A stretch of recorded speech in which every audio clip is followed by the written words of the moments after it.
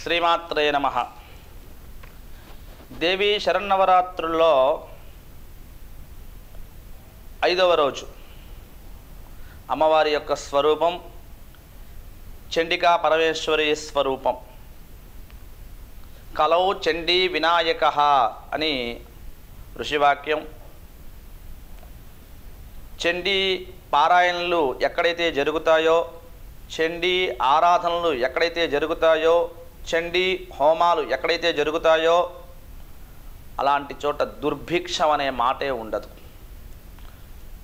శత్రునాశనం, రోగ భయాలు ఉండవు.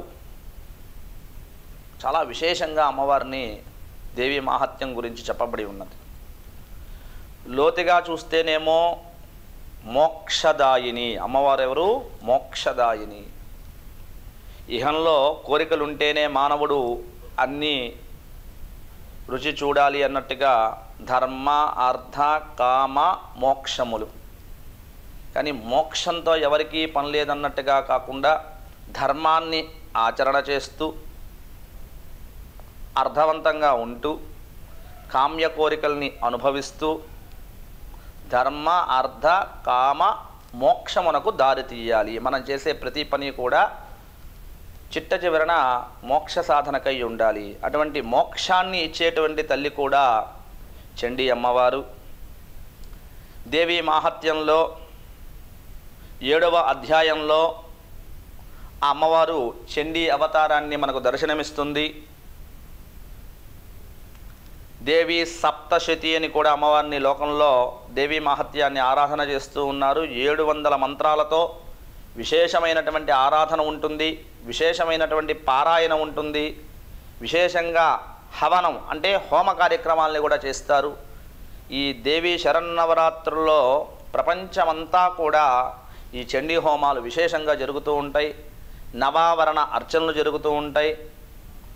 చాలా విశేషంగా జరుగుతూ ఉంటాయి. అందులో అత్యంత ఉత్తమమైనది చండీ అమ్మవారిని ఆరాధన చేస్తే చాలు పాపమంతా కూడా భస్మం అయిపోతుందని కూడా మార్కండేయ పురాణం చెబుతూ ఉన్నది. అటువంటి అమ్మవారి యొక్క వర్ణన, అమ్మవారిని ఆరాధన చేయడం, అమ్మవారికి బ్రాహ్మణుల చేత మీ ఇళ్లల్లో సప్తశతి పారాయణ చేయించండి. దేవి దీన్నే చండీ సప్తశతి అని, కొంతమంది దుర్గా సప్తశతి అని, కొంతమంది దేవీ సప్తశతి అని అనేకమైనటువంటి నామాలతో పిలుస్తూ ఉంటారు. ముఖ్యంగా అది దేవి మాహాత్మ్యం, అమ్మవారి యొక్క మహత్యం ఏదైతే ఉన్నదో దాన్నే మనం పారాయణం చేయడం, హోమం చేయడం. అత్యంత విశేషమైనటువంటి బీజాక్షరాలతో కూడుకున్నటువంటి మహామంత్రములు ఎలా ఉంటాయి అనంటే ఆ మంత్రములను వింటుంటేనే చాలు మనకు ఒక్కొక్క బీజం ప్రజ్వలిస్తూ ఉంటుంది. విశేషంగా కూడా అక్కడంతా కూడా ఆ చుట్టుపక్కలంతా కూడా ఆ బీజానికి ఉన్నటువంటి పాజిటివ్ ఎనర్జీ అంతా కూడా బయటకు వచ్చేస్తూ ఉంటుంది.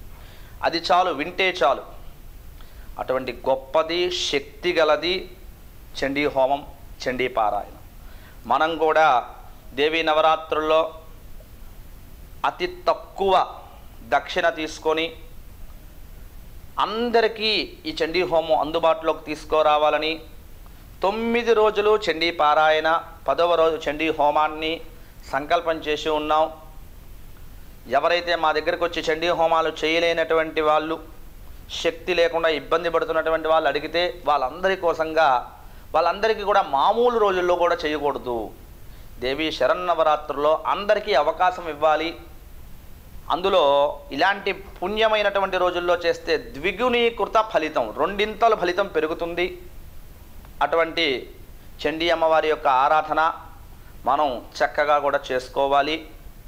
అక్కడ అమ్మవారు ఒకే మాట చెప్పింది, 7 జన్మ కృతం పాపం, 7 జన్మల యొక్క పాపాన్ని కూడా నేను తీసివేస్తానని కూడా ఆ అమ్మవారు స్వయంగా చెప్పి ఉన్నది. సర్వబాధ ప్రశమనం, అనే బాధల నుండి నేను విముక్తి చేయగలను. ఇవన్నీ కూడా రోగానశేష, రోగములన్నింటినీ కూడా, అశేషమైనటువంటి రోగములన్నింటినీ కూడా నేను నివారణ చేస్తానని కూడా చెప్తూ ఉన్నది.